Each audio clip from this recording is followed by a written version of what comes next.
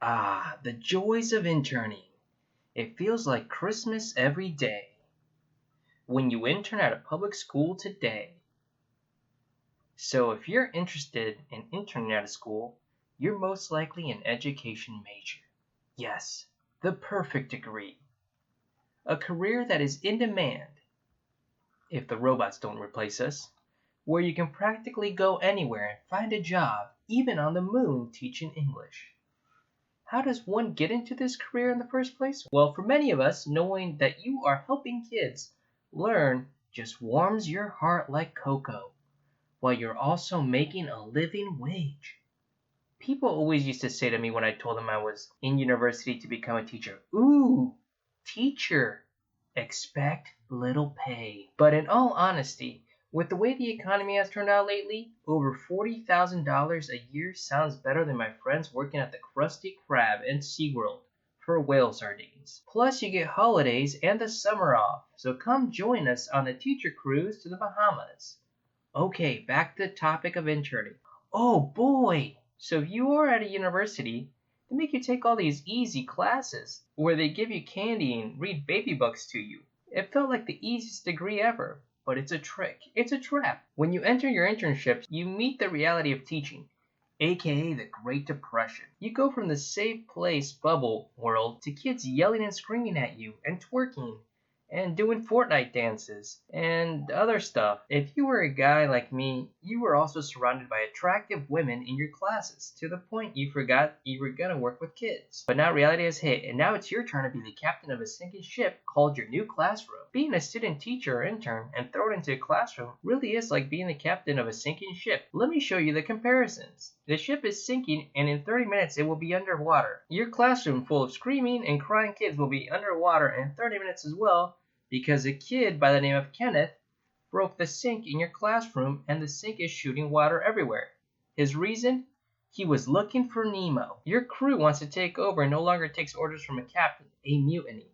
Yes, those kids will stage a mutiny and take over and will make you walk the plank. But don't worry, you're not alone. You have a coordinating teacher, or a CT for short, who is in charge of you. He or she will or could make your very existence questionable when all they do is question and critique everything you do, every waking minute you are at your internship.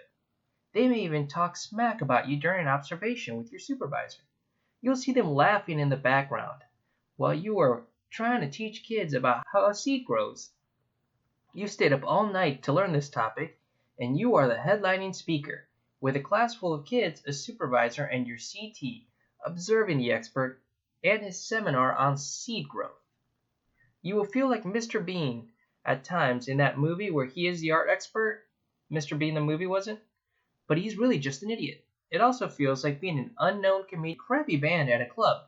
The kids will heckle you and yell things like, "This is so easy," or "That's not true."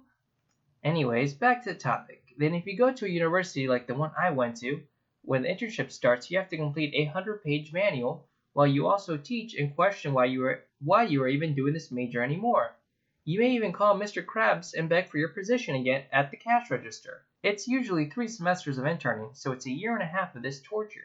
Oh, and something else, I almost forgot, you have to pass about 2 or 3 certification exams, which I haven't passed yet, that each cost you $200.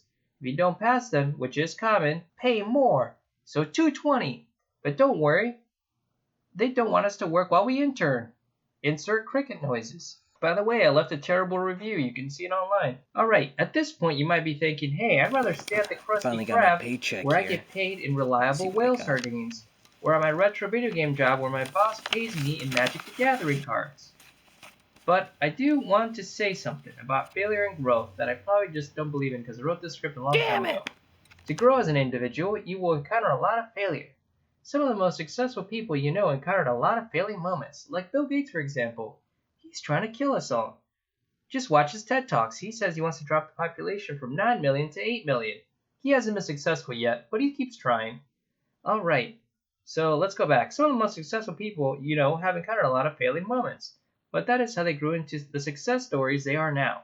Being safe and sound sounds nice, but at the very end you will have nothing to show for it. I know some friends who stayed at their comfy job getting paid in dirt. 10 years later, They are still there and still making the same amount of dirt.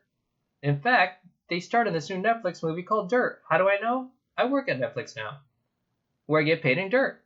Now, I really recommend being an entrepreneur. The most after my university experience because boy did they make me jump a lot of hoops to get my piece of paper. But hey, at least my career choice is in demand if you get certified. And I can finally make a living wage, I guess, and have over 60 days off, just as my friend Nick. My advice is think.